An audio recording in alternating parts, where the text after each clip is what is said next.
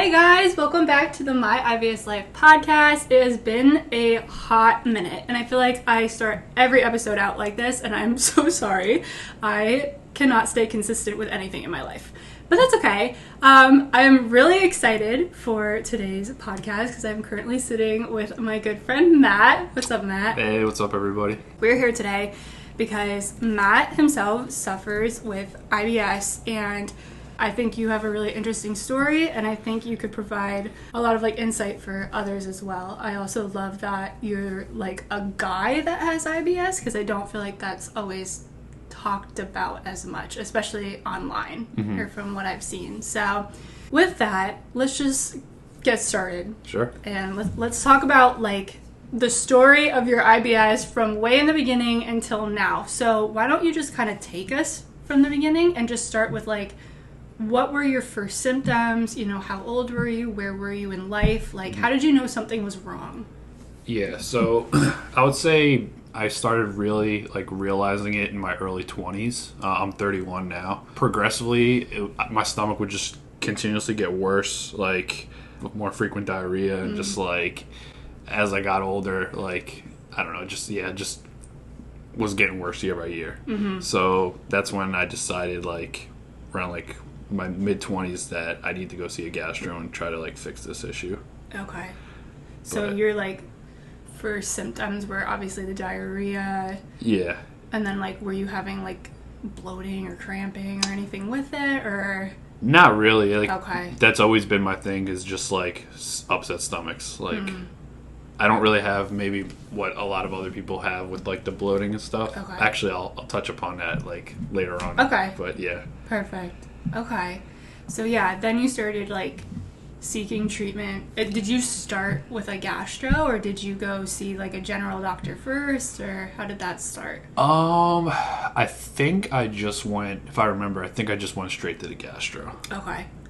Because I figured there's no point wasting time going to the doctors. Yeah. Sometimes, especially depending on your insurance, you have to jump through hoops to get to get a referral and stuff, but that's awesome that you just skipped all that crap. Luckily for me, I was still under my parents' insurance, so it's the best. Yeah, exactly. I didn't have to go to get referrals.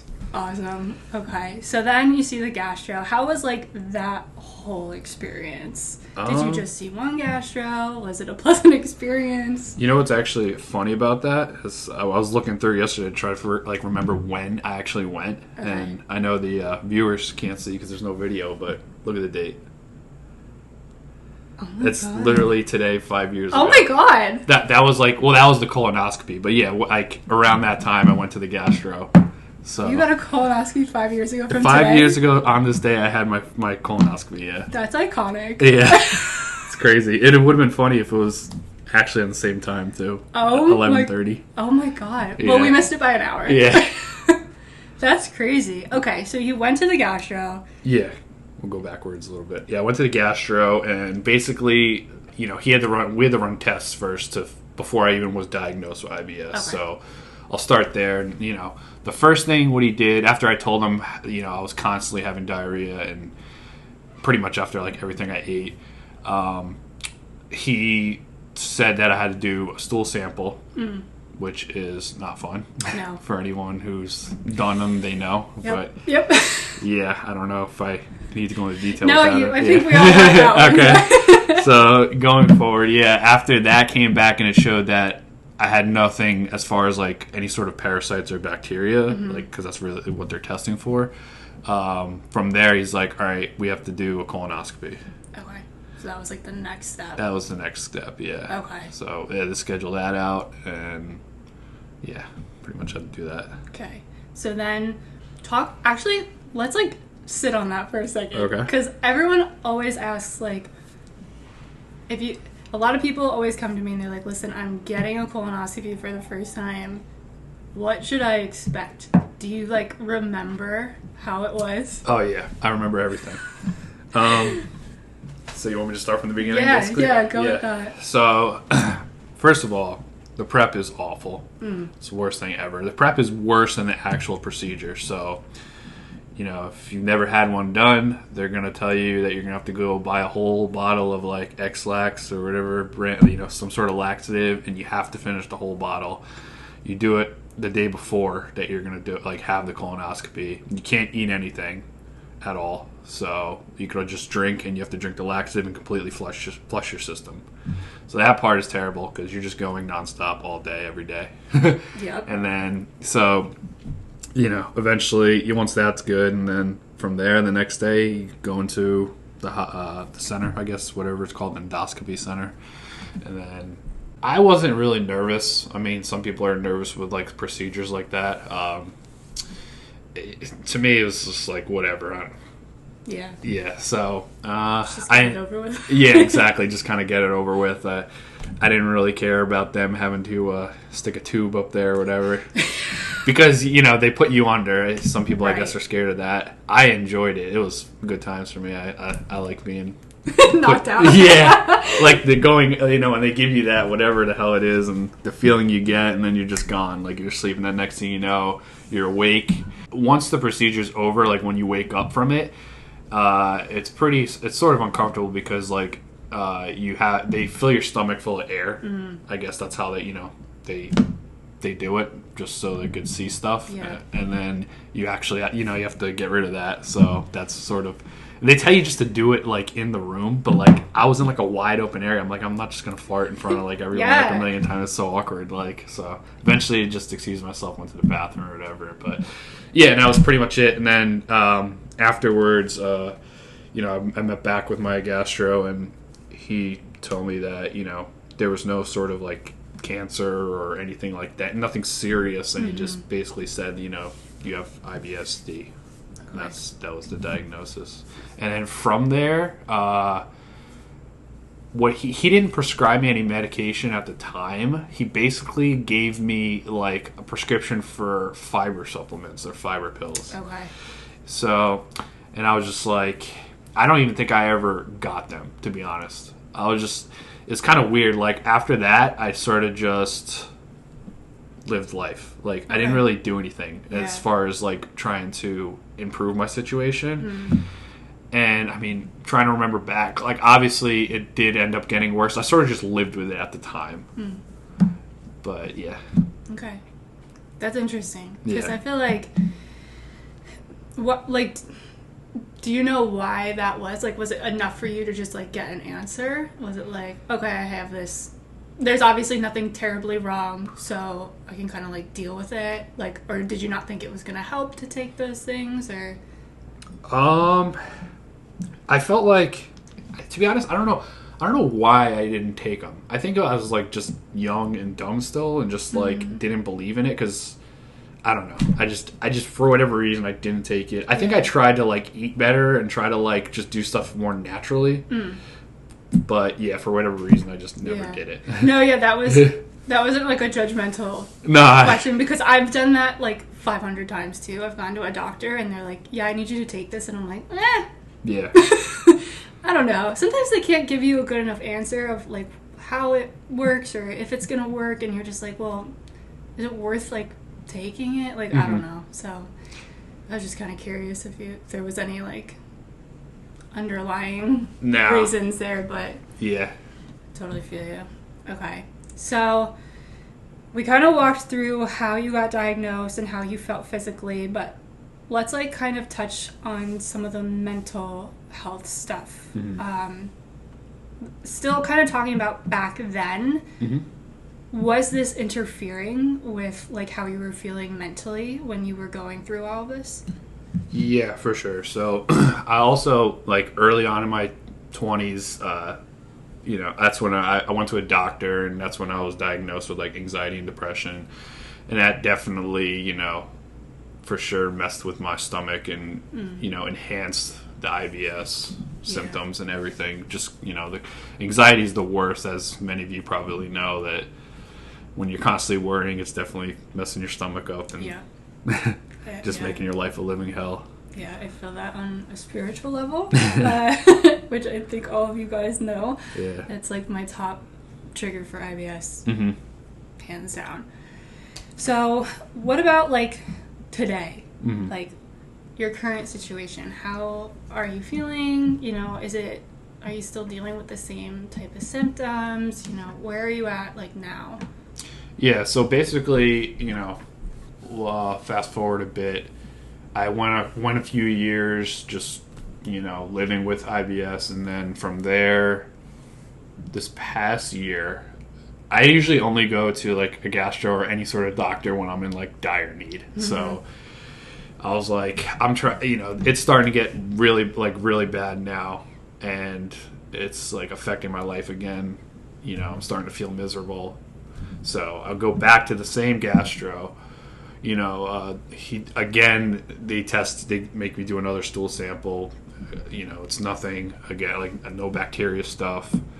And then this time he actually prescribed me medication. You know, he asked me what sort of, like, medication would you like, because there's some where you'll take it periodically. It's sort of like you take it when you feel like you're going to need to go. Mm-hmm. But I was like, you never know. Obviously, you can never predict when you're going to have to go. So I was like, I don't know when I'm going to need to take the medicine. So I'd rather just take something like a prescription that you would take that sort of prevents it. Okay. So that's when he prescribed Viberzi for me, and that's what I currently take now. Yeah, like is it medicine really helping you? Yeah, for me it was like, especially just going back sort of to the mental health thing, I would always get prescribed antidepressants for, like, depression and stuff, and most, like, literally none of them, I've been on every single one you could possibly think of, and none of them really worked for me. Just most gave, like, bad side effects and just never made me feel better. So I sort of just, you know, just live with just feeling blah. Yeah, I'd rather do that than have to rely on that sort of medication that's not even helping. Yeah. But going back to Viberzi, for me, when I first started taking it, I had to take it twice a day, you know, with food. So I was taking it, and it really started helping. Like, I wasn't going to the bathroom. Like, I pretty much, when I first started taking it, like, I had no diarrhea at all, like, for, like, the first month. That's awesome. And it's crazy. Yeah, it was, like, wonderful. It was like, wow, this is amazing, not having to, like, go to the bathroom all the time.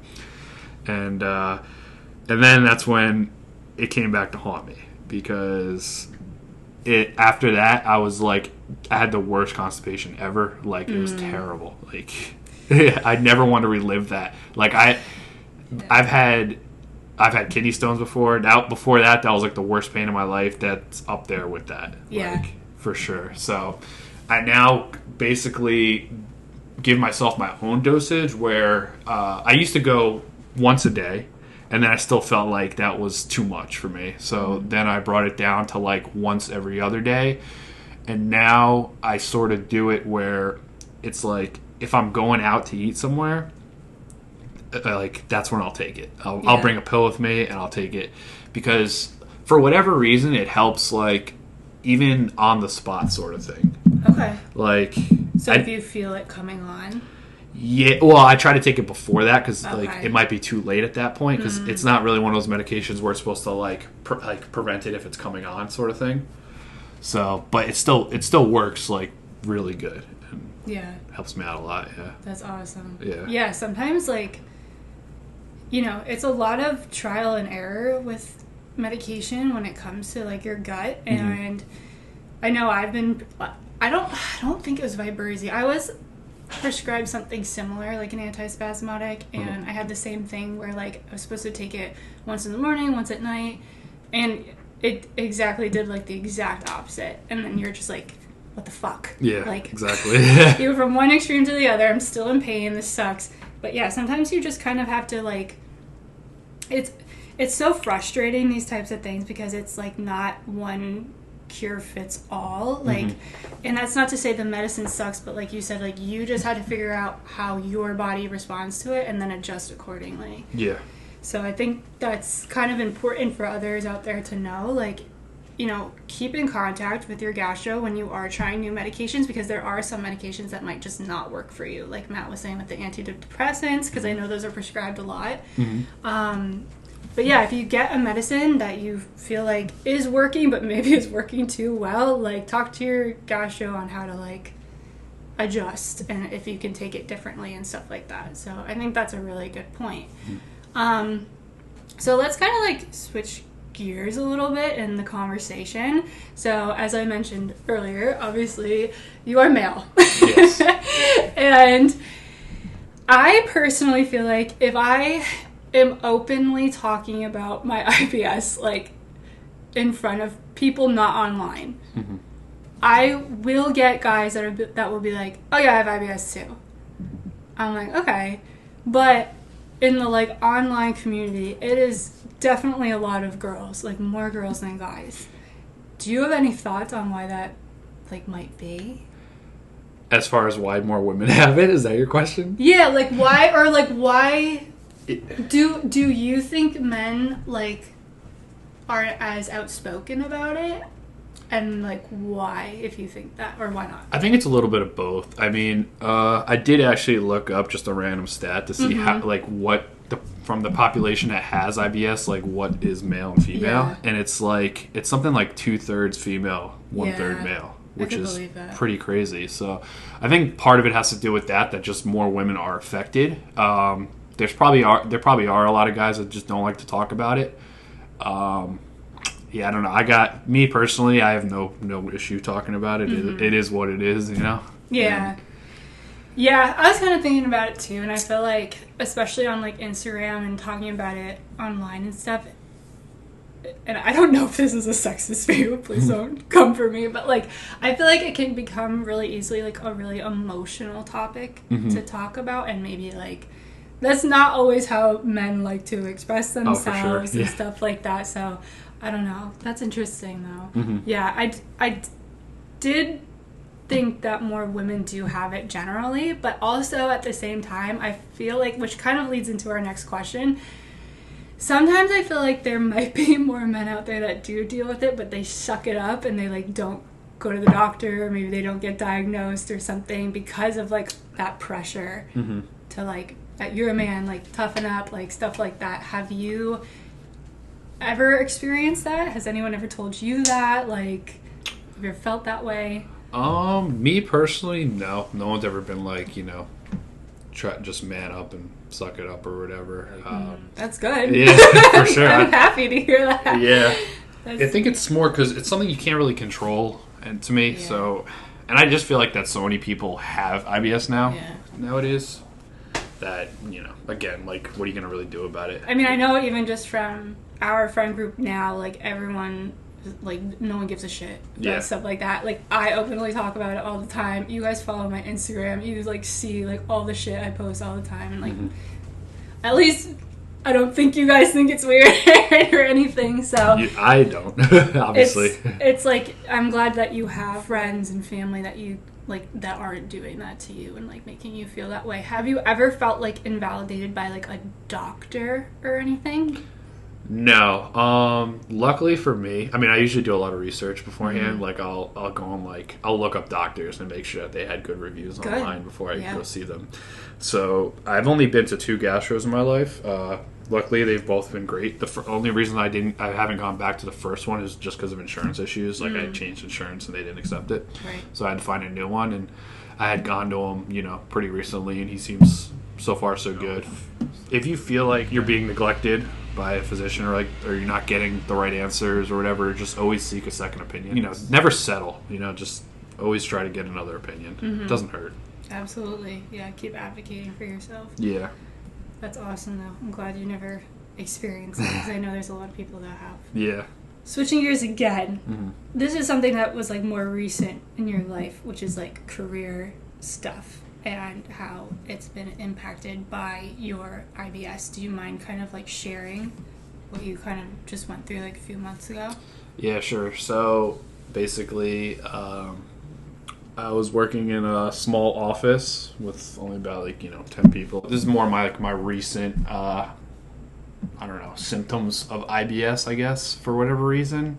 I've been getting a lot more now of, like, gurgling stomach, like, uncontrollably, and I don't know why that was. I think it's had a lot to do with the stress of a new job. You know, I was working in a quiet office. There was that issue of, my stomach constantly rumbling.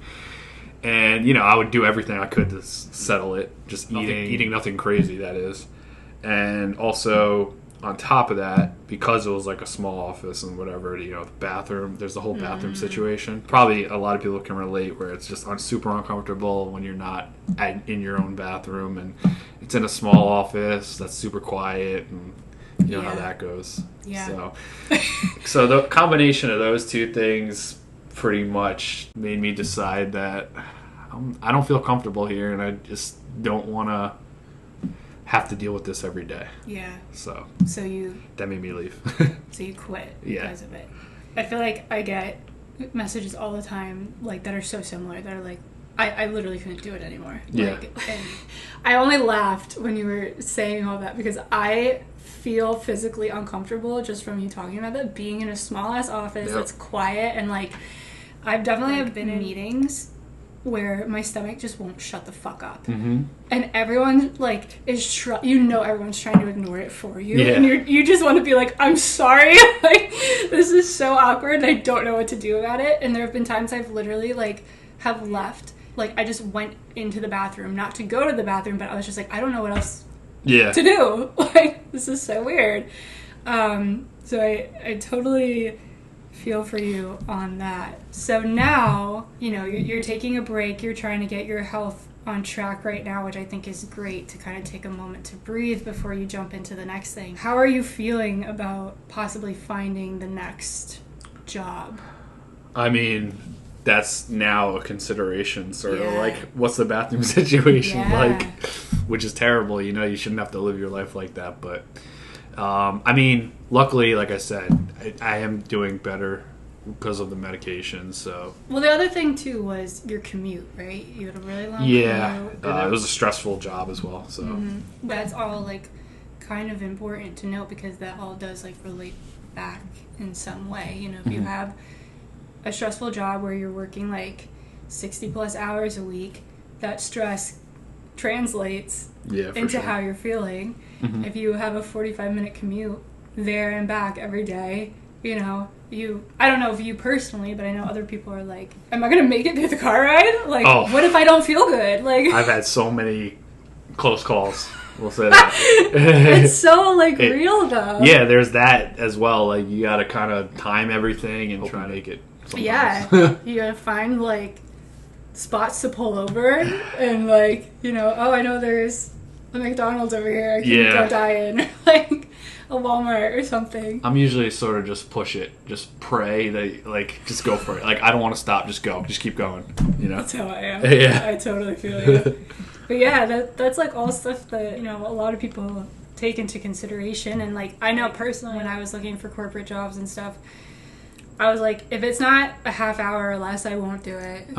And like, people that, like, we live in like central New Jersey, and people that trek into New York City, like, holy shit. Like, I don't know how they do it. I don't know either. And like, there were times that like there would be really good job opportunities in New York, and I was like, I just can't even fathom doing that with like the illness that I have and stuff. I think there's a lot of like stigma around like working with IBS and people feeling not only guilty if they have to quit, but also like taking days off when you're not feeling well and stuff like that. So like, I just wanted to get your story on that too, to like let other people that have been in the same situation know that, like, first of all, they're not alone, and second of all, it's like, it's okay. Yeah, definitely. I mean, if your health is your, like, top priority. If you're not healthy, you're not going to be able to work. So, you know, employers should understand you have to take care of yourself first. Yeah, absolutely. Did you ever let your employer know that you had issues? I did. You did? Yeah. She was understanding. She was actually willing to, you know, help me out too. And I appreciated that. It's just that I just felt so uncomfortable in the whole situation that I just didn't want to continue. Absolutely. Yeah. Yeah. But that's good that, you know, they were... Oh, yeah. Yeah, the company was great. It was all on me, you know. And I told her that from the start. I'm like, this is a me issue. This isn't you guys. Nothing you did was the reason why I'm leaving. Right. So. There's some questions from followers. A lot of people wanted to know, like, relationships and stuff like that. You know, first of all, have you ever had a relationship where you were dealing with IBS and did it get in the way? Yeah. I mean, it never really got in the way of our relationship, per se. That was, like, it's more so just a pain in the ass to, like, me, you know? Yeah. Obviously, the hardest part is, convincing yourself to get over the fact that, like, most people don't care. Yeah. And if they do care, then they're definitely not the right one for you. So, obviously, in a past relationship, she was perfectly fine. She was okay with it. You just kind of learn to live with someone and accept them for what they are, Mm-hmm. And obviously if you can't, then it's not meant to be. Absolutely. Definitely. So so now you're single. Mm-hmm. Does your IBS prevent you from trying to find, like, a new relationship at all? Or, like, dating, just in general?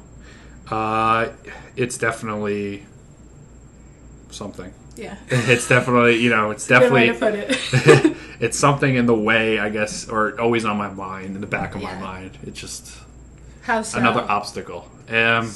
More so if you're on a date. Let's just say you go out on a first date, right? And then it hits you. It's I don't know, it's like sort of embarrassing and just a pain in the ass to deal with. I don't know, like...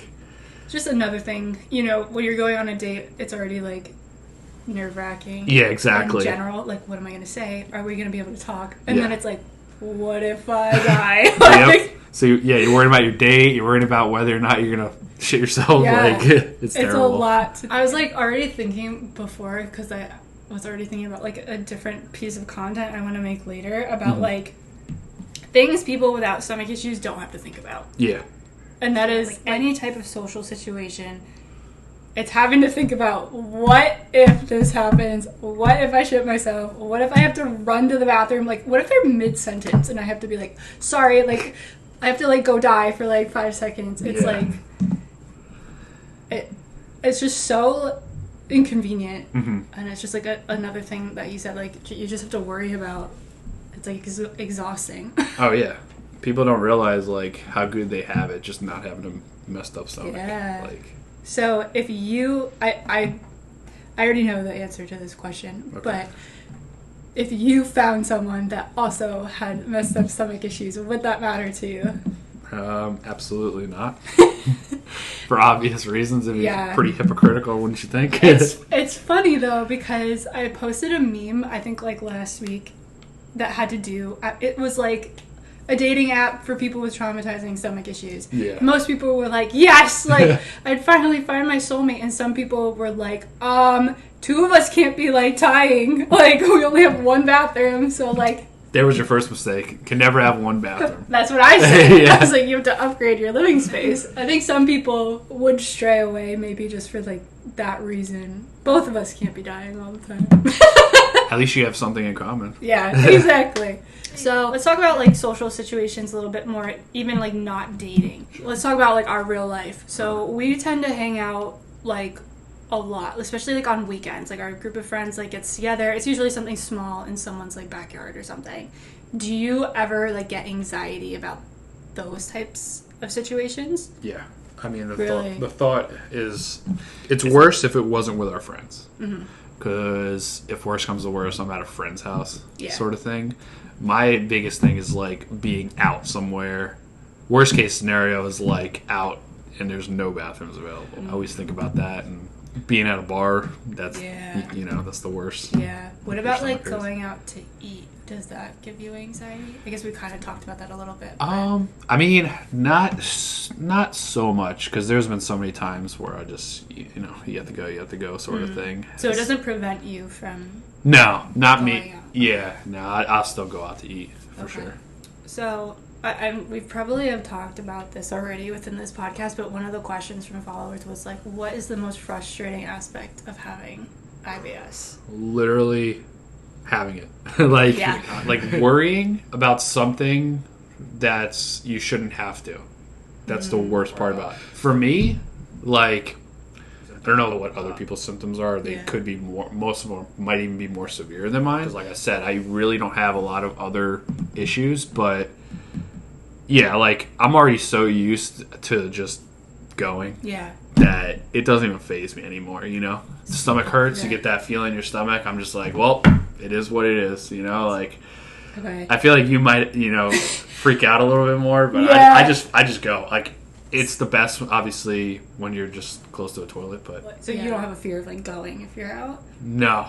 Well, I take that back. Like, yeah, it definitely sucks. Like, I try not to do it. Just sometimes you can't. You know, like, but I try my best not to. Like, I'll literally try to hold it as much as I can, which is terrible. Yeah. Yeah. Totally feel it. So, actually, I kind of want to go back because I feel like before we started the podcast, we had started like a conversation that I thought was like really important about the mental health side of IBS. And even before we started the podcast, Matt was like, listen, it might get dark. And I said, I'm here for it. Like, I think we're all here for it. And I think we've all had these types of thoughts. And you said something along the lines of like, sometimes I have thoughts of like, can I live with this forever? Do you want to kind of like elaborate on that and like what your thought process is like during a flare or like on IBS in general? Yeah, I mean, for me, I've kind of accepted it at this point that, I mean, a gastro has told me he's like, this doesn't have to be forever, but it doesn't feel like it's turning around anytime soon. So there are times, usually it's like right now I'm all right, you know, but like when it gets super bad, for me sometimes there'll be times where I'll go like 4 or 5 times in a row. And at that point, especially if it's in the middle of the night, I just get into my head and it's like pretty bad. You know, I get pretty bad thoughts like I don't want to live like this anymore. You know, sort of thing. But just tell yourself that, you know, you're not alone and this it's gonna get better eventually. I know a lot of you guys also like message me and say like I can't fathom living with this the rest of my life. You know, it feels so dark to live with this. I feel so alone, everything like that. Those thoughts are horrible, right? But you're not the only one having them. I've obviously had those thoughts too, especially when I was first diagnosed. And I feel like, I don't know if you agree with this, Matt. It's obviously, well, I feel like the longer you live with it, the more you accept yourself and the life you have with it, and you do find ways to manage, whether it's medication like you're taking that's helping you, or I have more like kind of like holistic-y, like weird ways of dealing with it.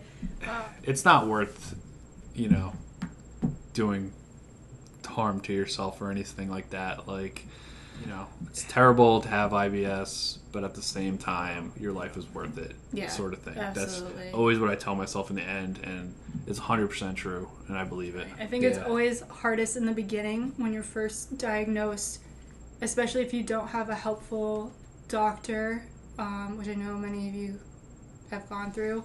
You don't feel like you have any answers. You just have this diagnosis. It's super vague. It's you can and can't eat this.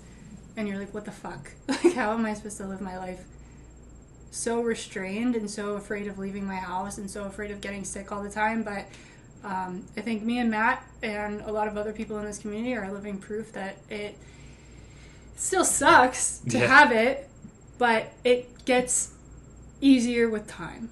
And also, like we've talked about through this podcast, we have both found friends and family that, you know, accept us for how it sounds so stupid. Like, they accept us, but it's like, I know I've lost friends through the years indirectly due to my IBS because I stopped, you know, going out and people didn't understand why I didn't want to hang out with them. It had nothing to do with them, blah, blah, blah. So I think we've found our people, and, you know, that will happen with you. We've found the right gastros, we've found the right coping mechanisms and stuff like that. So, yeah, like Matt was saying, you know, it gets better.